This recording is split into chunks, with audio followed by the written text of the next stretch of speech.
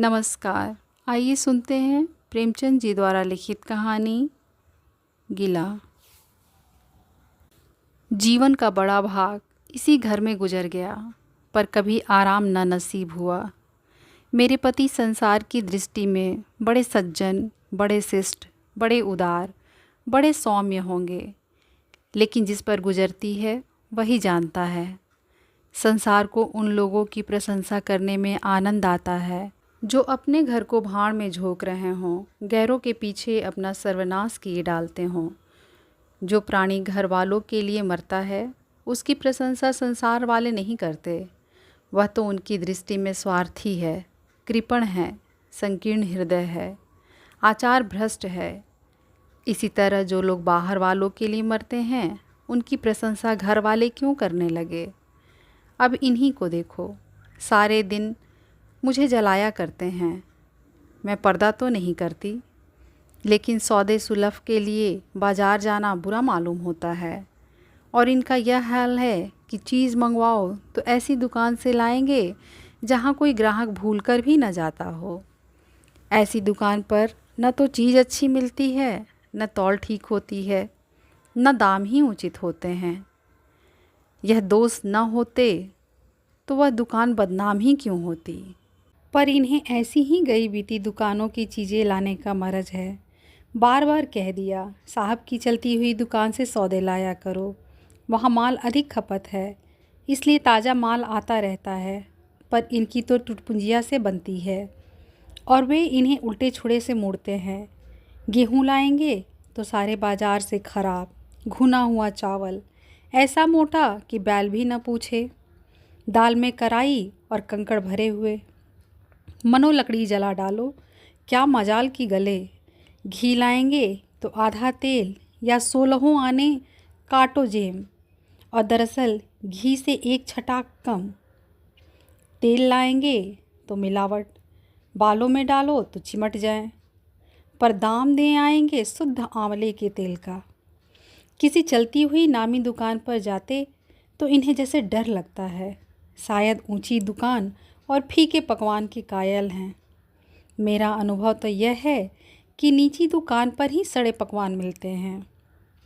एक दिन की बात हो तो बर्दाश्त कर ली जाए, रोज़ रोज़ का टंटा नहीं सहा जाता। मैं पूछती हूँ, आखिर आप टुटपुंजियों की दुकान पर जाते ही क्यों हैं?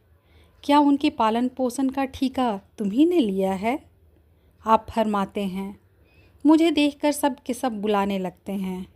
वाह, क्या कहना है, कितनी दूर की बात कही है। जरा इन्हें बुला लिया और खुशामद के 2 शब्द सुना दिए, थोड़ी सी स्तुति कर दी, बस आपका मिजाज आसमान पर जा पहुंचा। फिर इन्हें सुध ही नहीं रहती कि यह कूड़ा करकट बांध रहा है या क्या। पूछती हूँ, तुम उस रास्ते से जाते ही क्यों हो? क्यों किसी दूसरे रास्ते से नहीं जाते? ऐसे उठाई गिरों को मुंह से लगाते ही क्यों हो? इसका कोई जवाब नहीं। एक चुप 100 बाधाओं को हराती है। एक बार एक गहना बनवाने को दिया। मैं तो महाशय को जानती थी, इनसे कुछ पूछना व्यर्थ समझा। अपने पहचान के एक सुनार को बुला रही थी। संजोग से आप भी विराजमान थे। बोले, यह संप्रदाय विश्वास के योग्य नहीं, धोखा खाओगी। मैं एक सुनार को जानता हूँ, मेरे साथ का पढ़ा हुआ है, बरसों साथ साथ खेले हैं। वह मेरे साथ चालबाजी नहीं कर सकता। मैंने भी समझा, जब इनका मित्र है और वह भी बचपन का, तो कहाँ तक दोस्ती का हक ना निभाएगा। सोने का एक आभूषण और 100 रुपये इनके हवाले किए। इस भले मानस ने वह आभूषण और रुपये न जाने किस बेईमान को दे दिए कि बरसों के झंझट के बाद जब चीज़ बनकर आई तो 8 आने तांबा और इतनी भद्दी कि देखकर घिन आती थी। बरसों की अभिलाषा धूल में मिल गई। रो पीट कर बैठ रही। ऐसे ऐसे वफादार तो इनके मित्र हैं, जिन्हें मित्र की गर्दन पर छुरी फेरने पर भी संकोच नहीं। इनकी दोस्ती भी उन्हीं लोगों से है जो जमाने भर के जट्टू, गिरहकट, लंगोटी में फाक खेलने वाले फाके मस्त हैं। जिनका उद्यम ही इन जैसे आँख के अंधों से दोस्ती गांठना है। नित्य ही एक न एक महाशय उधार मांगने के लिए सिर पर सवार रहते हैं और बिना लिए गला नहीं छोड़ते, मगर ऐसा कभी न हुआ कि किसी ने रुपए चुकाए हों।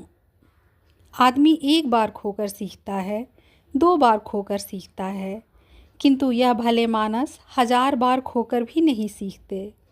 जब कहती हूँ रुपए तो दे आए, अब मांग क्यों नहीं लाते? क्या मर गए तुम्हारे वह दोस्त?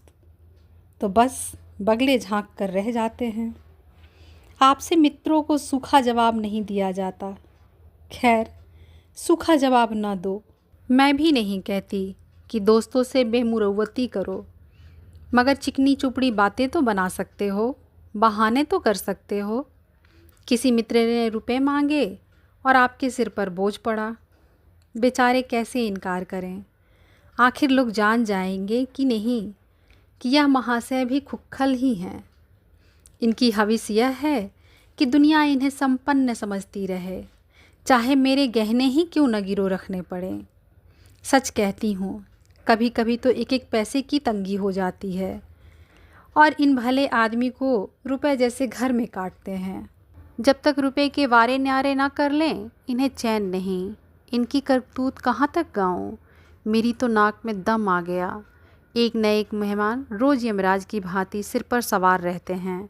न जाने कहाँ के बेफिक्रे इनके मित्र हैं। कोई कहीं से आकर मरता है, कोई कहीं से। घर क्या है, अपाहिजों का अड्डा है। जरा सा तो घर, मुश्किल से 2 पलंग, ओढ़ना बिछौना भी फालतू नहीं। मगर आप हैं कि मित्रों को निमंत्रण देने को तैयार।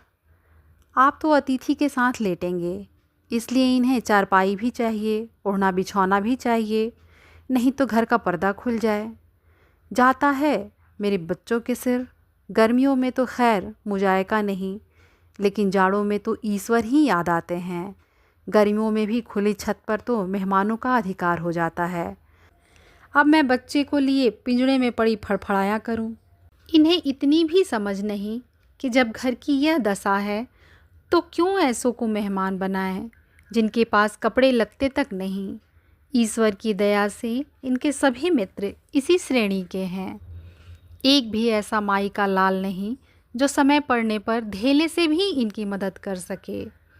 2-1 बार महाशय को इसका अनुभव अत्यंत कटु अनुभव हो चुका है, मगर इस जड़ भरत ने जैसे आंखें न खोलने की कसम खा ली है, ऐसे ही दरिद्र भट्टाचार्यों से इनकी पटती है। शहर में इतने लक्ष्मी के पुत्र हैं, पर आपका किसी से परिचय नहीं। उनके पास जाते इनकी आत्मा दुखती है। दोस्ती गांठेंगे ऐसों से जिनके घर में खाने का ठिकाना नहीं। एक बार हमारा कहार छोड़कर चला गया और कई दिन तक कोई दूसरा कहार ना मिला। किसी चतुर और कुशल कहार की तलाश में थी, किंतु आपको जल्द से जल्द कोई आदमी रख लेने की धुन सवार हो गई। घर के सारे काम पूर्ववत चल रहे थे, पर आपको मालूम हो रहा था कि गाड़ी रुकी हुई है। मेरा जूठे बर्तन मांजना और अपना साग भाजी के लिए बाजार जाना इनके लिए असह्य हो उठा। एक दिन जाने कहाँ से एक बागड़ू को पकड़ लाए। उसकी सूरत कहे देती थी कि कोई जांगलू है, मगर आपने उसका ऐसा बखान किया कि क्या कहूँ। बड़ा होशियार है, बड़ा आज्ञाकारी, परले सिर का मेहनती, गजब का सलीकेदार और बहुत ही ईमानदार। खैर, मैंने उसे रख लिया। मैं बार बार क्यों इनकी बातों में आ जाती हूँ, इसका मुझे स्वयं आश्चर्य है। यह आदमी केवल रूप से आदमी था, आदमियत के कोई और लक्षण उसमें न थे। किसी काम की तमीज़ नहीं। बेईमान न था, पर गधा अव्वल दर्जे का।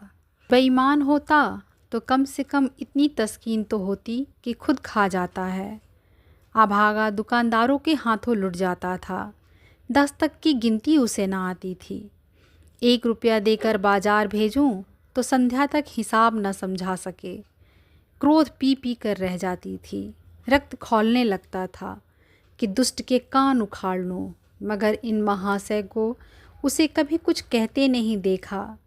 डांटना तो दूर की बात है, आप नहा धोकर धोती छांट रहे हैं और वह दूर बैठा तमाशा देख रहा है।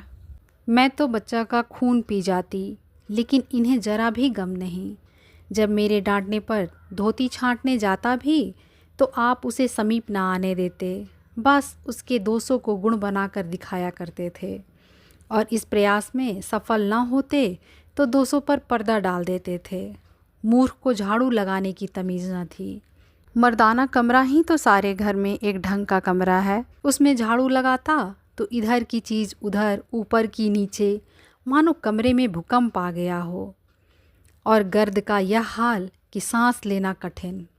पर आप शांतिपूर्वक कमरे में बैठे हैं जैसे कोई बात ही नहीं। एक दिन मैंने उसे खूब डांटा, कल से ठीक ठीक झाड़ू न लगाई तो कान पकड़कर निकाल दूंगी। सवेरे सोकर उठी तो देखती हूँ कि कमरे में झाड़ू लगी हुई है और हर एक चीज़ करीने से रखी हुई है। गर्द गुबार का नाम नहीं। मैं चकित होकर देखने लगी तो आप हंसकर बोले, देखती क्या हो, आज घूरे ने बड़े सवेरे उठकर झाड़ू लगाई है। मैंने समझा दिया, तुम ढंग तो बताती नहीं, उल्टे डांटने लगती हो। मैंने समझा, खैर दुष्ट ने कम से कम एक काम तो सलीके से किया। अब रोज़ कमरा साफ सुथरा मिलता। घूरे मेरी दृष्टि में विश्वासी बनने लगा। संजोग की बात, एक दिन मैं ज़रा मामूल से सवेरे उठ बैठी और कमरे में आई तो क्या देखती हूँ कि घूरे द्वार पर खड़ा है और आप तन मन से कमरे में झाड़ू लगा रहे हैं। मेरी आंखों में खून उतर आया। उनके हाथ से झाड़ू छीनकर घूरे के सिर पर जमा दी। हरामखोर को उसी दम निकाल बाहर किया। आप फरमाने लगे, उसका महीना तो चुका दो। वाहरी समझ, एक तो काम न करे, उस पर आंखें दिखाए, उस पर पूरी मजूरी भी चुका दूं। मैंने एक कौड़ी भी न दी। एक कुर्ता दिया था, वह भी छीन लिया। इस पर जड़ भरत महाशय मुझसे कई दिन रूठे रहे। घर छोड़कर भागे जाते थे, बड़ी मुश्किलों से रुके। ऐसे ऐसे भोंदू भी संसार में पड़े हुए हैं। मैं न होती तो शायद अब तक इन्हें किसी ने बाजार में बेच दिया होता। एक दिन मेहतर ने उतारे कपड़ों का सवाल किया। इस बेकारी के ज़माने में फालतू कपड़े तो शायद पुलिस वालों या रईसों के घर में हों। मेरे घर में तो ज़रूरी कपड़े भी काफ़ी नहीं। आपका वस्त्रालय एक बक्ची में आ जाएगा जो डाक के पार्सल से कहीं भेजा जा सकता है। फिर इस साल जाड़ों के कपड़े बनवाने की नौबत ना आई। पैसे नज़र नहीं आते, कपड़े कहाँ से बने। मैंने मेहतर को जवाब दे दिया। कड़ाके का जाड़ा पड़ रहा था, इसका अनुभव मुझे कम न था। गरीबों पर क्या बीत रही है इसका भी मुझे ज्ञान था। लेकिन मेरे या आपके पास खेत के सिवा इसका और क्या इलाज है। जब तक समाज का यह संगठन रहेगा ऐसी शिकायतें पैदा होती रहेंगी। जब एक एक अमीर और रईस के पास एक एक मालगाड़ी कपड़ों से भरी हुई है, तब फिर निर्धनों को क्यों न नग्नता का कष्ट उठाना पड़े। खैर, मैंने तो मेहतर को जवाब दे दिया। आपने क्या किया कि आपका कोट उठाकर उसको भेंट कर दिया। मेरी देह में आग लग गई।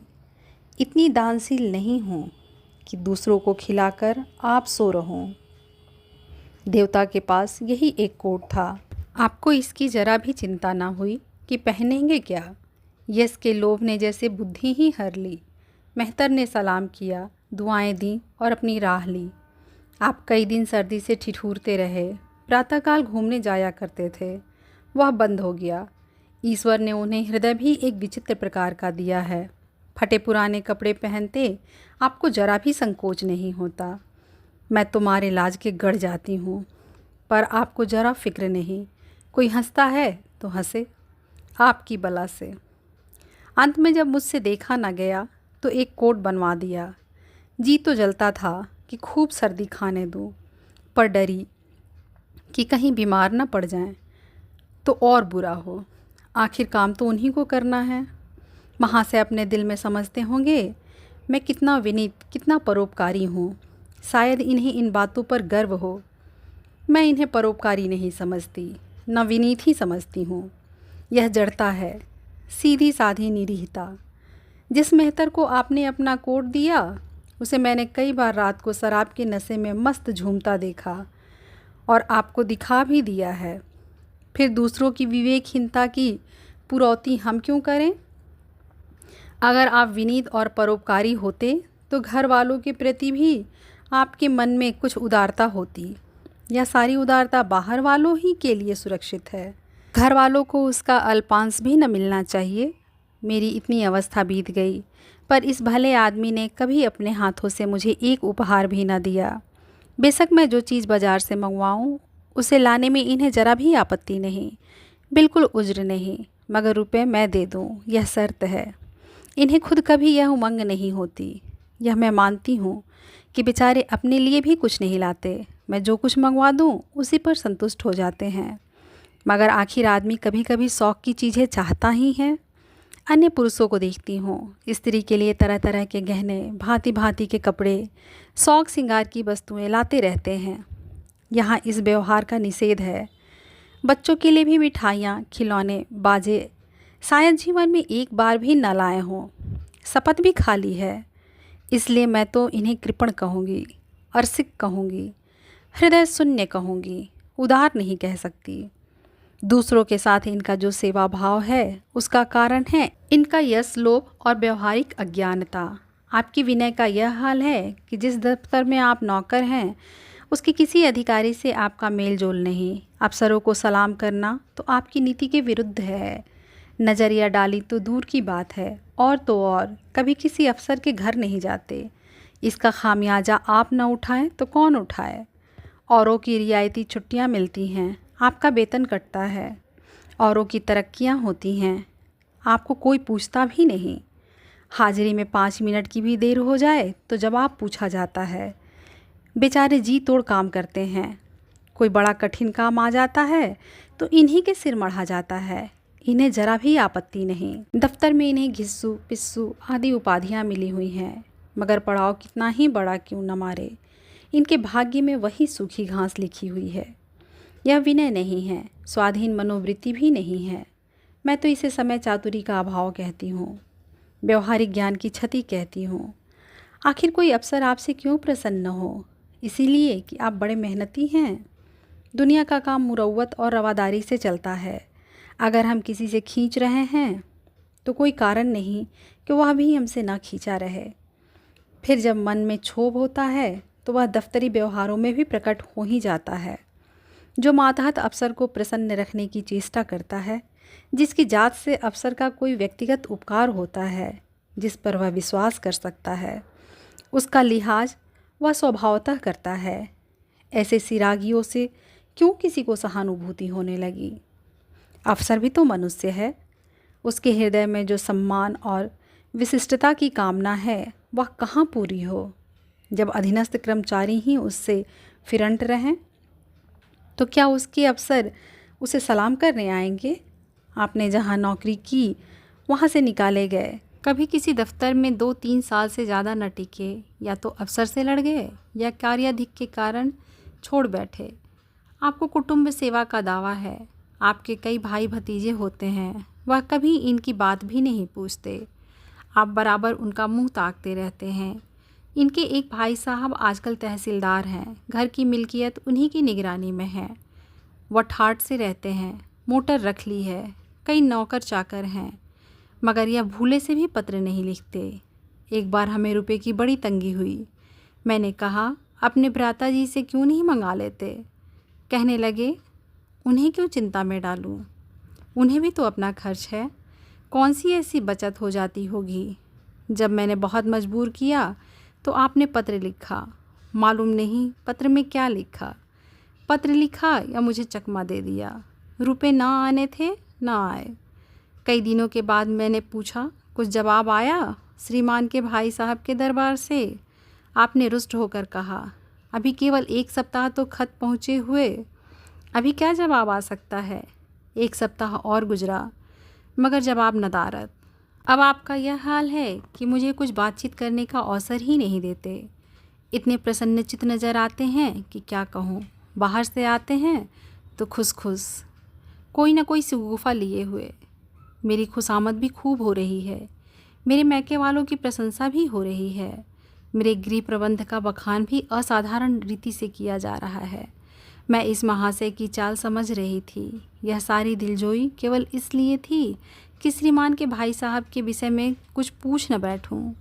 सारे राजनीतिक, आर्थिक, सामाजिक, आचारिक प्रश्नों की मुझे व्याख्या की जाती थी, इतने विस्तार और गवेषणा के साथ कि विशेषज्ञ भी लोहा मान जाएं, केवल इसलिए कि मुझे वह प्रसंग उठाने का मौका न मिले। लेकिन मैं भला कहाँ चूकने वाली थी। जब पूरे 2 सप्ताह गुजर गए और बीमे के रुपए भेजने की मिति मौत की तरह सिर पर सवार हो गई, तो मैंने पूछा, क्या हुआ? तुम्हारे भाई साहब ने श्रीमुख से कुछ फरमाया या अभी तक पत्र नहीं पहुंचा? आखिर घर की जायदाद में हमारा भी कुछ हिस्सा है या नहीं? या हम किसी लौड़ी दासी की संतान हैं? 500 रुपये साल का नफ़ा तो 10 साल पहले था, अब तो 1000 से कम ना होगा। पर हमें कभी एक कानी कौड़ी भी नहीं मिली। मोटे हिसाब से हमें 2000 मिलना चाहिए। 2000 ना हो, 1000 हो, 500 हो, 250 हो, कुछ ना हो तो बीमा के प्रीमियम भर के तो हों। तहसीलदार साहब की आमदनी हमारी आमदनी से चौगुनी है, रिश्वतें भी लेते हैं, तो फिर हमारे रुपए क्यों नहीं देते? आप हैं हाँ हाँ करने लगे। कहने लगे, वह बेचारे घर की मरम्मत करवाते हैं, बंधु बांधवों का स्वागत सत्कार करते हैं, नातेदारियों में भेंट भांट भेजते हैं, और कहाँ से लावें जो हमारे पास भेजें? वाह री बुद्धि! मानो जायदाद इसीलिए होती है कि उसकी कमाई उसी में खर्च हो जाए। इस भले आदमी को बहाने गढ़ने भी नहीं आते। मुझसे पूछते, मैं एक नहीं 1000 बता देती। एक से एक बढ़कर बहाने कह देते। घर में आग लग गई, सब कुछ स्वाहा हो गया था, या चोरी हो गई, तिनका तक न बचा, या 10,000 का अनाज भरा था, उसमें घाटा रहा, या किसी से फौजदारी हो गई, उसमें दिवाला पिट गया। आपको सूझी भी तो लचर सी बात। तकदीर ठोक कर बैठ रही। पड़ोस की एक महिला से रुपए कर्ज लिए, तब जाकर काम चला। फिर भी आप भाई भतीजों की तारीफ़ के पुल बांधते हैं तो मेरे शरीर में आग लग जाती है। ऐसे कौरवों से ईश्वर बचाए। ईश्वर की दया से आपके 2 बच्चे हैं, 2 बच्चियां भी हैं। ईश्वर की दया कहूँ या कोप कहूँ, सब के सब उद्यमी हो गए हैं कि खुदा की पनाह। मगर क्या मजाल है कि यह भोंदू किसी को कड़ी आँखों से देखें। रात के 8 बज गए हैं, युवराज अभी घूम कर नहीं आए। मैं घबरा रही हूँ। आप निश्चिंत बैठे अखबार पढ़ रहे हैं। झल्लाई हुई जाती हूँ और अखबार छीन कर कहती हूँ, जाकर जरा देखते क्यों नहीं, लौंडा कहाँ रह गया? न जाने तुम्हारा हृदय कितना कठोर है। ईश्वर ने तुम्हें संतान ही जाने क्यों दे दी। पिता का पुत्र के साथ कुछ तो धर्म है। तब आप भी गर्म हो जाते हैं। अभी तक नहीं आया, बड़ा शैतान है। आज बच्चा आते हैं तो कान उखेड़ लेता हूँ। हमारे हंटरों के खाल उधेड़ कर रख दूंगा। यूँ बिगड़कर तैस के साथ आप उसे खोजने निकलते हैं। संजोग की बात, आप उधर जाते हैं, इधर लड़का आ जाता है। मैं पूछती हूँ, तू किधर से आ गया? तुझे वह ढूंढने गए हुए हैं। देखना आज कैसी मरम्मत होती है। यह आदत ही छूट जाएगी। दांत पीस रहे थे, आते ही होंगे। छड़ी भी उनके हाथ में है।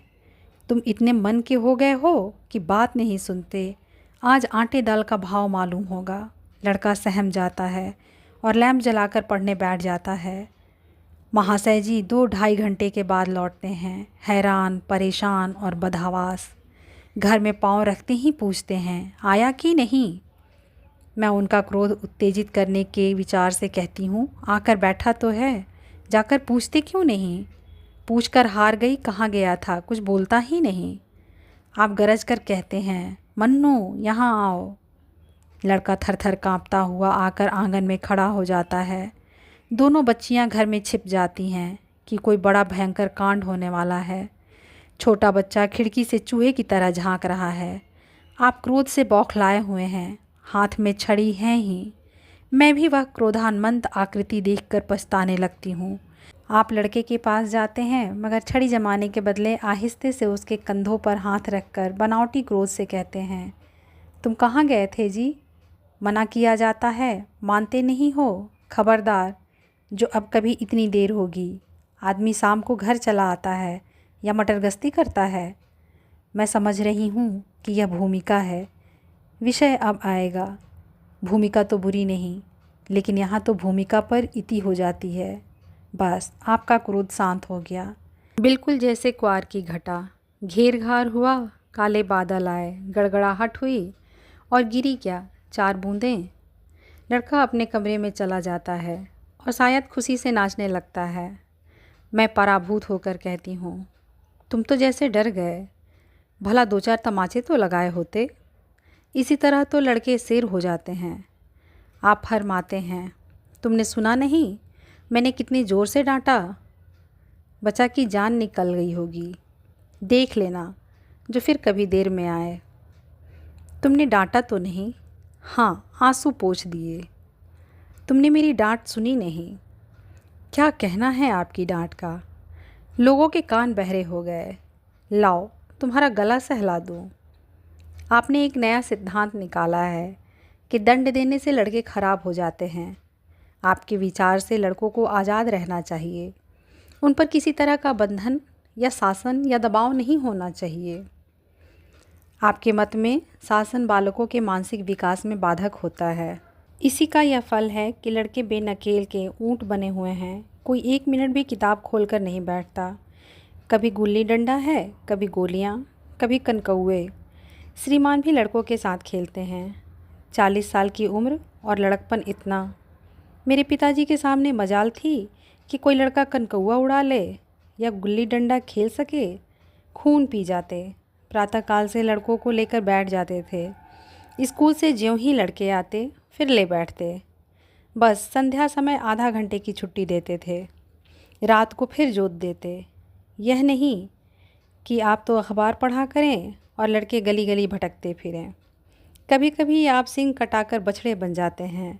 लड़कों के साथ ताश खेलने बैठा करते हैं। ऐसे बाप का भला लड़कों पर क्या रोब हो सकता है। पिताजी के सामने मेरे भाई सीधे ताक नहीं सकते थे। उनकी आवाज़ सुनते ही तहलका मच जाता था।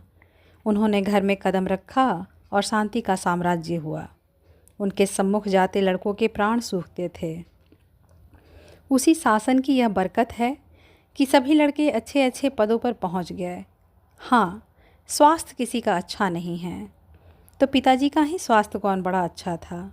बेचारे हमेशा किसी न किसी औषधि का सेवन करते रहते थे। और क्या कहूँ, एक दिन तो हद ही हो गई। श्रीमान जी लड़कों को कनकौआ उड़ाने की शिक्षा दे रहे थे।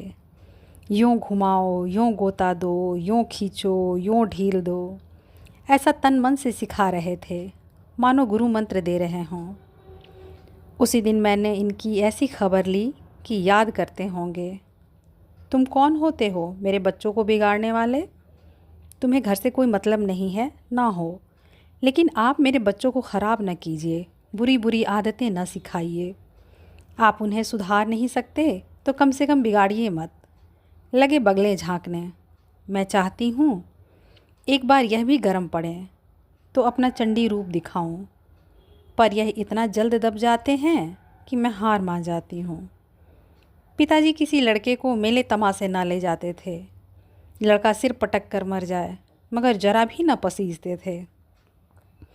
और इन महात्मा जी का यह हाल है कि एक एक से पूछ कर मेले ले जाते हैं। चलो चलो, वहाँ बड़ी बहार है, खूब आतिशबाजियाँ छूटेंगी, गुब्बारे उड़ेंगे, बिलायती चरखियाँ भी हैं, उन पर मज़े से बैठना। और तो और आप लड़कों को हॉकी खेलने से भी नहीं रोकते। यह अंग्रेज़ी खेल भी कितने जानलेवा होते हैं। क्रिकेट, फुटबॉल, हॉकी, एक से एक घातक। गेंद लग जाए तो जान लेकर ही छोड़े। पर आपको इन सभी खेलों से प्रेम है। कोई लड़का मैच में जीत कर आ जाता है तो ऐसे फूल उठते हैं मानो किला जीत कर आया हो। आपको इसकी ज़रा भी परवाह नहीं कि चोट चपेट आ गई तो क्या होगा, हाथ पांव टूट गए तो बेचारों की ज़िंदगी कैसे पार लगेगी। पिछले साल कन्या का विवाह था। आपको जिद थी कि दहेज के नाम कानी कौड़ी भी न देंगे, चाहे कन्या आजीवन कंवारी बैठी रहे। यहाँ भी आपका आदर्शवाद आकूदा। समाज के नेताओं का छल प्रपंच आए दिन देखते रहते हैं, फिर भी आपकी आंखें नहीं खुलती।